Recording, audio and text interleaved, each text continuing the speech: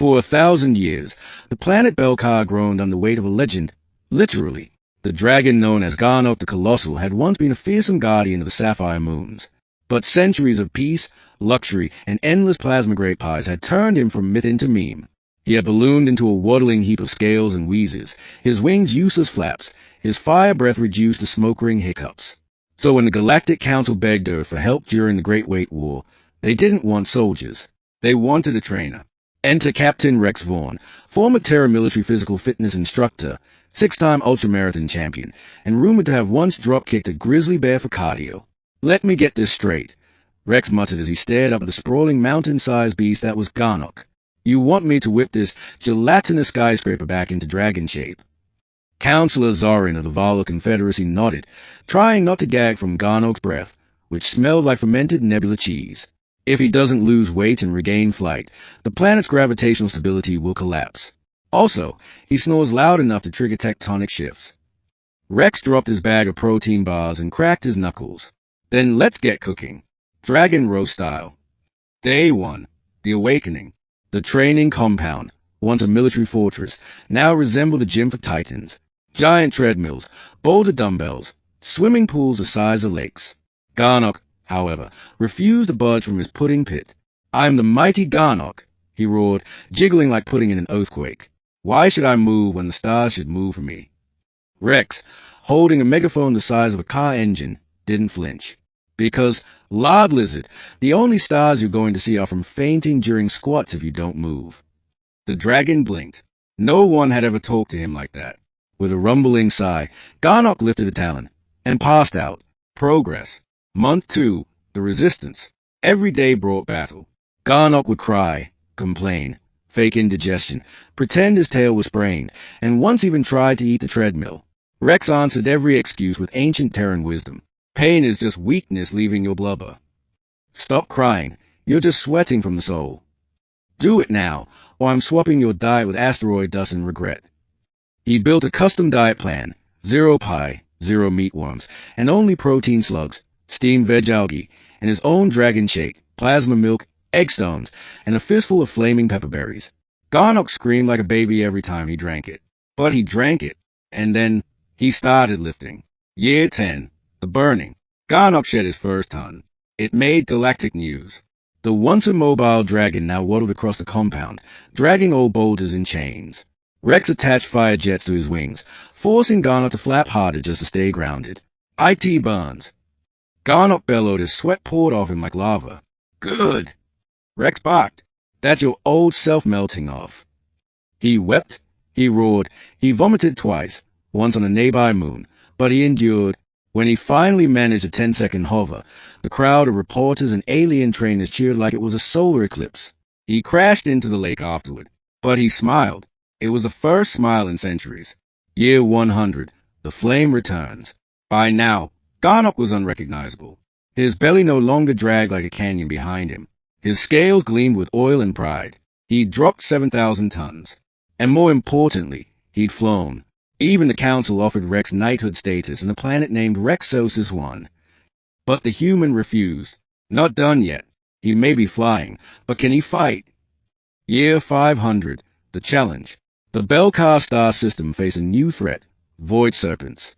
These shadow-born beasts devour moons and dance through space-time like whispers of death. When they attacked, the council panicked. We need a fleet. No, Rex said. We have a dragon. Garnok stood at the edge of the training crater, wings folded, muscles carved like armor.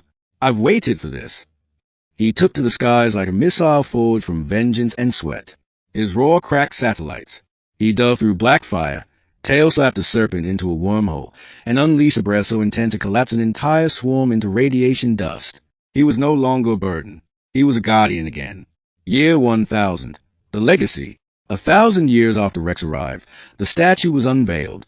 It stood between two galaxies, carved from cosmic stone.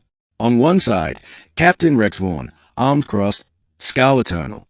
On the other, Garnok the Reforged, wings spread, flames curling from his maw. By then, Garnok had outlived most civilizations. He never grew fat again.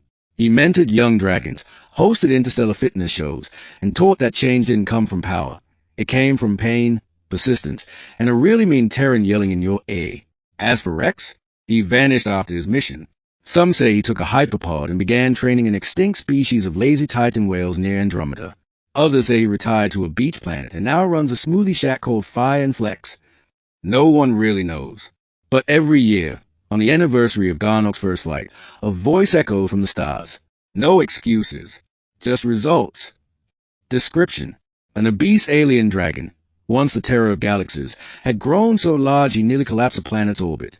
Sent from Earth, a legendary human physical trainer takes on the challenge to whip the beast back into shape.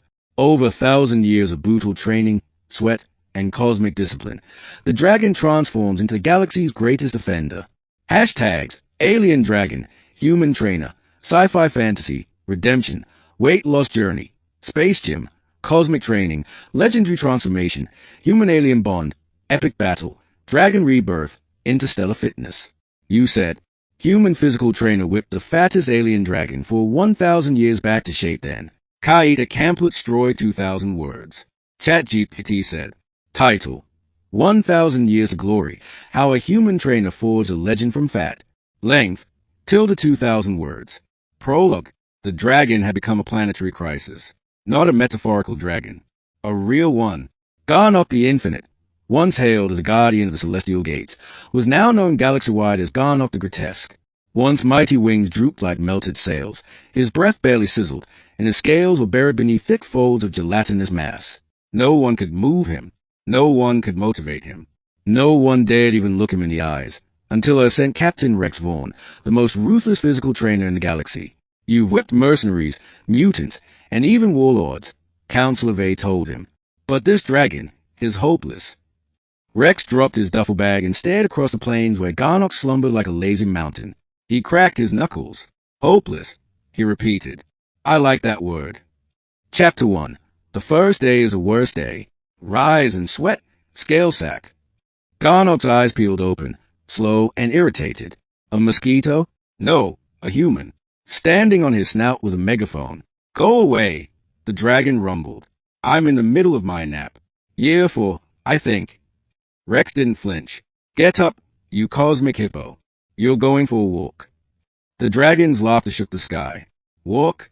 Do I look like a sandcrawler? I don't walk. I wait. Civilizations come to me. Exactly. That's why you're 3 asteroid belts wide and snoring gravitational anomalies. Garnock belched a noxious puff of gas in Rex's direction. Rex lit a match and tossed it into the cloud.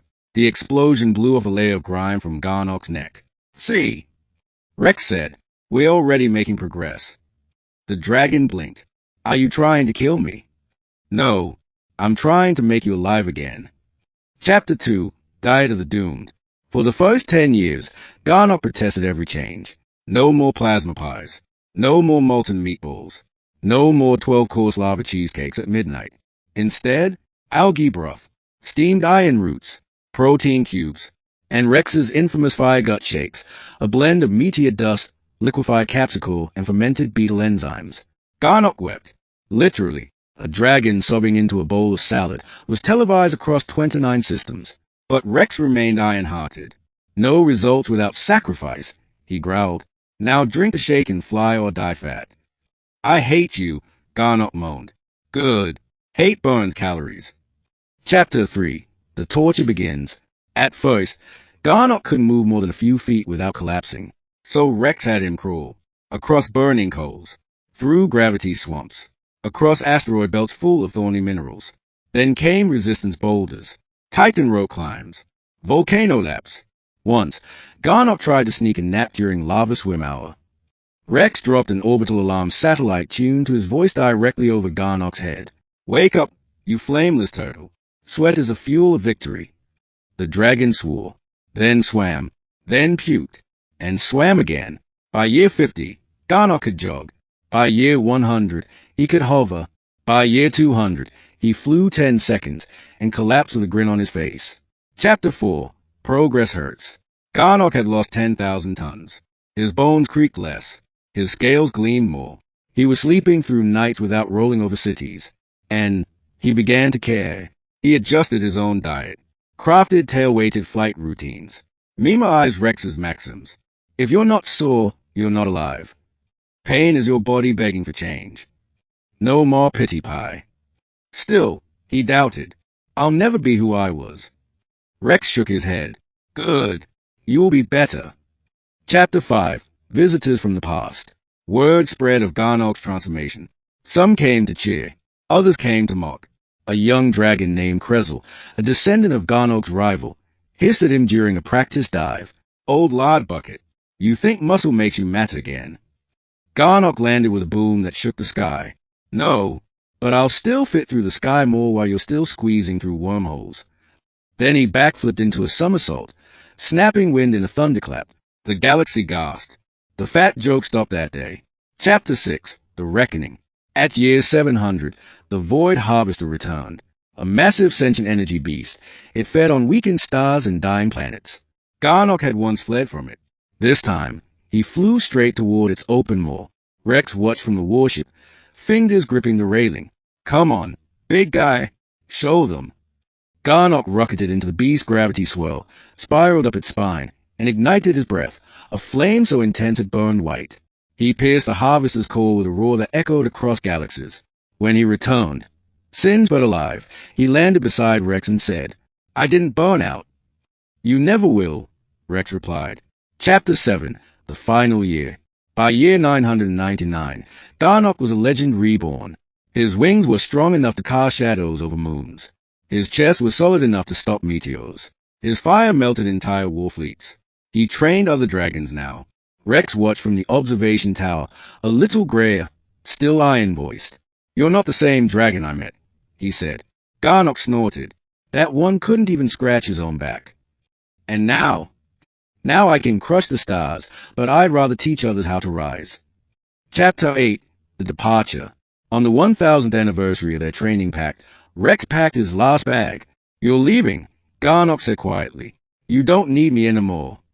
Where will you go? Some lazy space whales out by the Q-on rift. I hear they're overdue for burpee drills. Garnok rumbled a laugh. They have no idea what's coming.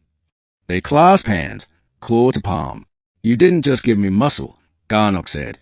You gave me worth. Rex smirked. You earned every drop of it, sweat beast. And with that, the human left, vanishing into the stars. Epilogue. From fat to flame. They built a monument on the plains where it all began.